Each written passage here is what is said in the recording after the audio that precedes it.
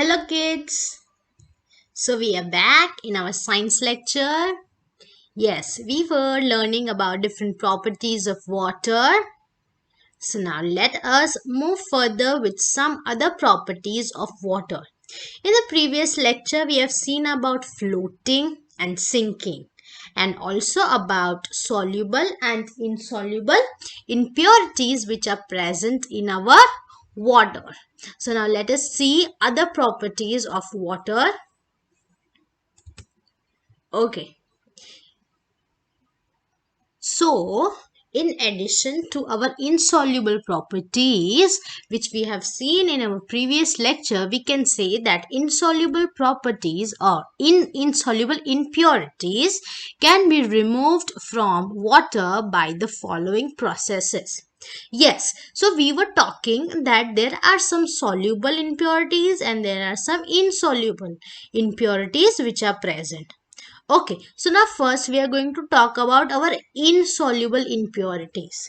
That how we can remove these insoluble impurities which are present in our water. So the first method that we can use is sedimentation. Okay, now what is sedimentation? Let me explain you first from the figure. Okay, so you can see the first picture, it is written water containing insoluble impurities. So our water is already having these insoluble impurities. So what we can do? We can take in a beaker some water. Okay. Now we have to keep the beaker for 1 day. After 1 day, what will happen? You will see that the insoluble impurities is settled down at the bottom. In the second picture, can you see? Upside it is clear water, but below the insoluble impurities which are of brown color, you can see. So what will happen if we will not disturb the water? The insoluble impurities will slowly what will happen? Slowly go to the bottom. Yes, and they will gather at the bottom. So at the top portion we will get our clean water. Okay, now let us read and understand. In sedimentation, in this process, water is allowed to stand undisturbed in a container. Okay, so if large amount of water is there, then we use large container. If small amount of water is there, we use small container. So after some time, insoluble impurities such as sand, mud and grit,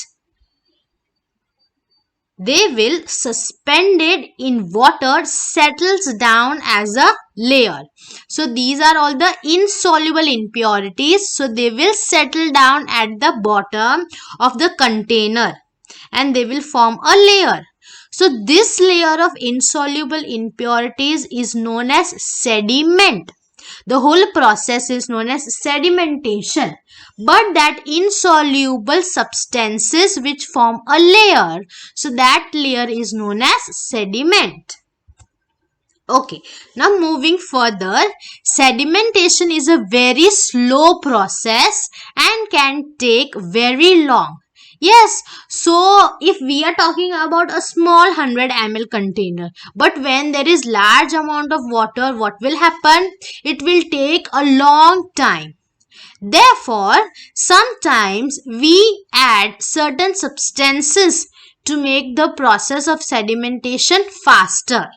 Okay, so there are certain substances which are used so that this process can be fast. So which substance they use?